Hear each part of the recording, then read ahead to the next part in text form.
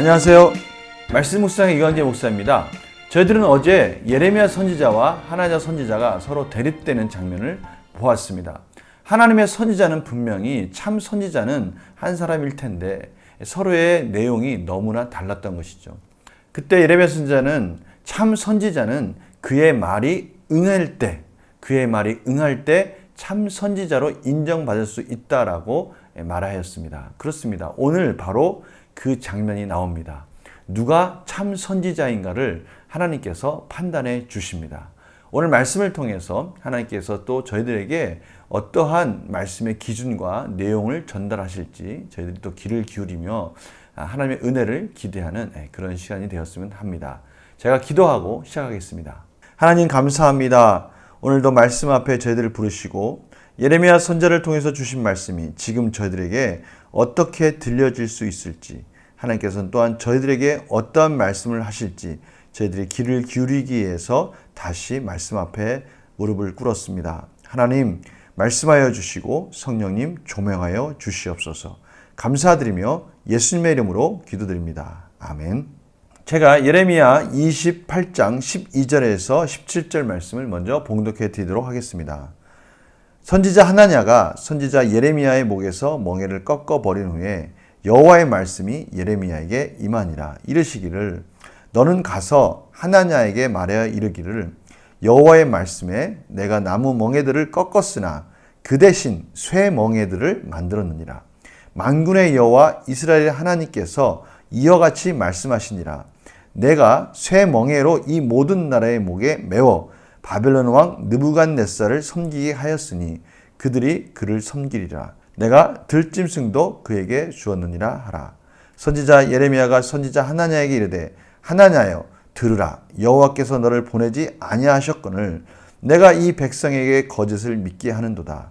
그러므로 여호와께서 이와 같이 말씀하시되 내가 너를 지면에서 제하리니 내가 여호와께 패역한 말을 하였음이라. 내가 금년에 죽으리라 하셨느니라 하더니 선지자 하나냐가 그의 7째 달에 죽었더라. 아멘. 오늘 말씀은 어제 말씀에 이어서 시드기야 왕 시대 BC 한 594년 정도로 추정할 수 있습니다. 그때 시드기야 이 정권의 눈치를 보면서 예언을 했던 그 하나냐 선지자, 그의 예언에 대해서 오늘 하나님께서 판단해 주십니다. 예레미야를 통해서 하나냐의 예언이 틀렸다라는 것이죠. 그가 이제 나무 멍에를 꺾어버렸으니까 하나님께서 이제는 그들에게 쇠 멍에를 주겠다라고 말씀하시는 거예요. 이러한 상황을 어떻게 표현할 수 있을까요? 그냥 나무 멍에만 맬 수 있었던 그런 상황이 그냥 하나냐의 잘못된 예언을 통해서 그들이 바벨론 왕에게 대항함으로 인해서 더 큰 재앙을 불러오는 격이 되는 것이죠. 이러한 예언들 속에서 하나님께서는 예레미야를 통해서 하나냐가 그릇된 예언을 했기 때문에 그는 죽을 것이다 라고 말씀하셨고, 하나냐는 그의 7월에 죽었다라고 오늘 말씀이 마무리되고 있습니다. 오늘 말씀은 어제 말씀했던 바로 그 말씀, 누가 참 선지자냐, 그것은 그가 말씀한 것이, 그가 예언한 것이 응할 때 그것이 인정되는 것이다 라고 말씀하는 그 장면이 오늘 이루어지는 것들을 보게 되는 것이죠. 한마디로 말하면 예레미야 선지자는 하나님께서 말씀하신 참 선지자이고 하나님의 진정한 입의 역할을 했던 사람이고, 하나냐는 오늘 말씀과 같이 그가 여호와께 패역한 말을 한 거짓 선지자였다는 것이 판가름 나는 것이죠. 오늘 메시지를 통해서 저희들은 몇 가지를 관찰할 수 있습니다. 첫 번째는 예레미야 선지자가 예언하는 그 길은 참 힘들고 어려운 고난의 길이었습니다. 그러나 그는 정말로 하나님께 쓰임받는 참 선지자였죠. 그가 그렇게 참 선지자였다는 것을 하나님께서 공의롭게 판단해 주심으로 인정해 주고 계십니다. 그의 말은 참으로 거칠고 이스라엘 백성들이 듣기에도 참으로 힘들고 어려운 말이었지만 그는 하나님의 진정한 말씀을 전하는 자였고 이스라엘 백성들은 그 말씀에 순종했어야 했습니다. 반대로 하나냐 선지자의 그의 예언의 길은 어떻습니까? 그는 정권에 아부하고 평화를 외치는 그런 예언을 했습니다. 당연히 그의 길은 고난이 아니라 참으로 풍요로움 가운데 안락함 속에서 선지자의 길을 갔겠죠. 정권에 아부를 하는 그런 예언의 말이 참 평화로운 말들처럼 이스라엘 백성들에게는 너무 달콤한 말들이었습니다. 그러나 그것은 하나님의 예언의 말씀이 아니었습니다.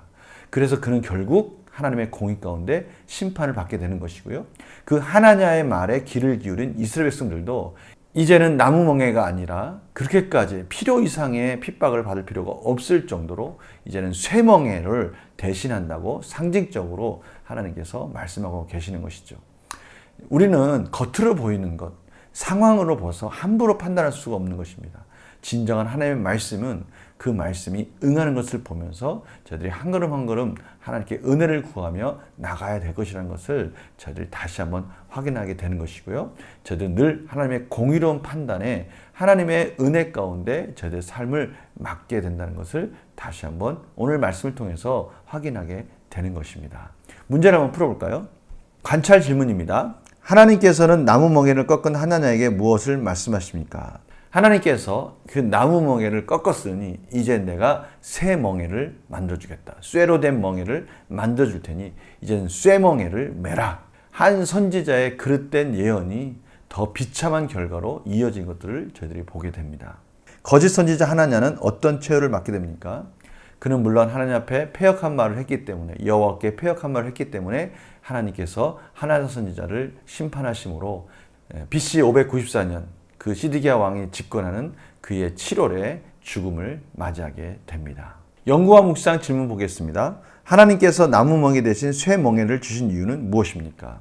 크게 두 가지죠. 하나는 나무 멍에를 이스라엘 백성들이 부러뜨렸다고 그 예언이 멈추지 않는다는 것이죠. 오히려 이제는 나무 멍에를 부러뜨릴 수 없도록 쇠 멍에를 주심으로 인해서 하나님의 심판은 확실하고 분명히 이루어질 것이라는 것을 그들에게 말씀하고 있는 것입니다. 이스라엘 백성들은 하나님의 심판을 달게 받아야 된다는 것을 다시 한번 확인시켜 주신 것이죠. 또 한 가지 뭡니까? 하나냐의 예언이 틀렸다는 것입니다. 하나냐는 분명히 나무 멍에를 꺾었다는 그 말은 바벨론의 포로로 끌려가지 않는다는 말인데 하나님이 새 멍에를 줌으로 인해서 하나냐의 예언은 분명히 하나님의 예언의 말씀이 아니다라는 것을 예레미야 선지자를 통해서 상징적으로 보여주시는 것이죠. 느낀 점 볼까요? 하나님의 뜻을 왜곡하고 거스르는 자에게 이전보다 더 무겁고 힘겨운 새 멍에가 주어지는 것을 보며 무엇을 느낍니까? 저는 이 새 멍에가 주어지는 이 장면을 통해서 참으로 이스라엘 백성들에게 그 안타까운 장면을 또 보게 되지만 하나님께서는 이스라엘 백성들을 향한 그 징계와 그 채찍을 통해서 이스라엘 백성들을 연단시키고 하나님의 백성으로 만들고자 하는 그 의지를 꺾지 않으시겠다는 또 사랑의 깊은 메시지로도 받습니다. 중요한 것은 하나님의 이러한 사랑의 메시지 앞에 빨리 돌이키고 하나님의 은혜 가운데 하나님이 말씀하시는 그 온전한 순종이 저희들이 살 길이라는 것을 다시 한번 확인하게 되는 것이죠. 요한복음 1장에 보면요, 예수님께서 빛으로 세상에 오셨습니다. 빛으로 오셨을 때 어둠이 밝혀지기 시작합니다. 어둠이 밝혀졌다는 뜻은 뭡니까? 빛으로 나와서 이제는 죄가 있다면 그것을 하나님 앞에 드러내고 회개하고 은혜를 구할 때 그 빛 가운데 빛의 자녀로서 이제는 회복될 수 있다는 것을 말씀하시는 거 아닙니까? 빛이 비춰졌을 때 그 빛이 들여서 더 어둠 가운데로 점점 숨어버린다면 이것은 다 하나님의 뜻이 아닌 것이죠. 하나님께서 이스라엘 백성들에게 나무 멍에를 주시고 이제는 그 멍에 가운데 하나님이 회복시키자는 의지 가운데 순종할 때 참으로 하나님은 놀라우신 은혜 가운데 다시 셋업 시켜 주실 것입니다. 회복시켜 주실 거예요. 그러나 하나님의 이 사랑의 메시지 앞에 또 그것마저도 순종하지 않을 때는 하나님은 그 하나님의 열심이 이기신다는 것을 반드시 보여주신다는 것을 오늘 말씀을 통해서 깨닫게 됩니다. 하나님의 말씀 가운데 내 마음에 들지 않는 것을 무시하고 선택적으로 순종한 적이 있다면 언제입니까? 오늘 말씀 가운데 하나님께서 다시 한번 우리의 모든 선택과 모든 권리를 하나님께 이양하라고 말씀하고 계십니다. 내가 가는 이 길이 때로는 내 삶의 스타일과 맞지 않을 수 있어요. 내가 살아온 길과는 전혀 어울리지 않을 수 있어요. 내 기질에는 참으로 이렇게 말하는 것, 이렇게 행동하는 것이 맞지 않을 수 있어요. 그러나 하나님께서는 그것이 나무 멍에라면 기꺼이 그것을 맸을 때 하나님께서 그 과정을 통해서 은혜를 주시겠다고 말씀하시는 것이죠. 판단과 선택과 그 모든 권리는 하나님의 말씀 가운데 있고 하나님께 이양하고 온전한 순종의 길을 갈 때 저희들이 하나님께서 주신 놀라운 복된 회복의 길을, 은혜의 길을, 축복의 길을 갈 수 있다라고 말씀하고 계십니다. 오늘 말씀 참 어떻게 보면 하나냐 선지자가 말하는 그러한 달콤한 메시지는 아닐 수 있습니다. 그러나 예레미야 선지자가 말씀하신 그 메시지가 하나님의 회복의 참 메시지인 것처럼 오늘 이 말씀이 저희들 삶에 놀라운 회복과 은혜의 메시지가 되기를 원합니다. 우리의 삶 속에 있는 나무 멍에는 무엇인가? 우리의 삶 속에서 온전한 순종을 원하시는 하나님의 그 순종의 요구는 무엇인가? 한번 곰곰이 생각해 보시면서 결단하고 하나님께서 허락하신 놀라운 회복의 은혜를 풍성히 누리는 우리 성도들의 삶이 되기를 간절히 축원합니다. 제가 기도하겠습니다. 하나님, 참으로 하나님의 말씀은 때로는 너무나 무거워서 멍에와 같이 우리의 삶을 무겁게 하는 것 같이 보일 수 있습니다. 그러나 예수님께서 무거운 짐진 자들아 다 내게로 오라 라고 말씀하시면서 우리에게 메어진 이 멍에를 같이 메어주시겠다고 말씀하시며 이 멍에는 참으로 힘들지 않다고 말씀하셨습니다. 하나님, 저희들이 순종함으로 인해서 하나님이 함께 해주시고 예수 그리스도 안에서 능히 하나님의 뜻을 따라갈 수 있다는 것을 경험케 하여 주시고 이 길 가운데 계신 하나님 놀라우신 은혜와 회복의 축복의 풍성함을 저희들이 경험할 수 있도록 인도하여 주시옵소서. 감사드리며 예수님의 이름으로 기도드립니다. 아멘. 온전한 순종을 통해서 오늘 하루 하나님이 주신 놀라운 풍성한 은혜를 경험하는 복된 하루가 되기를 간절히 축원합니다. 내일 또 뵙겠습니다. 무더위 조심하시고요. 안녕히 계세요.